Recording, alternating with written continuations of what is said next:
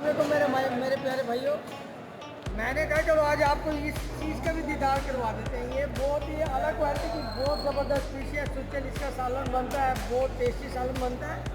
और ये देखिए माशाल्लाह से ये बड़ी चिनात आई हुई है आज हमारे पास माशाल्लाह। बहुत ये होगा तकरीबन 6-7 किलो का दाना होगा माशाल्लाह। और ये रुबियान है, इसे झींगा बोलते हैं।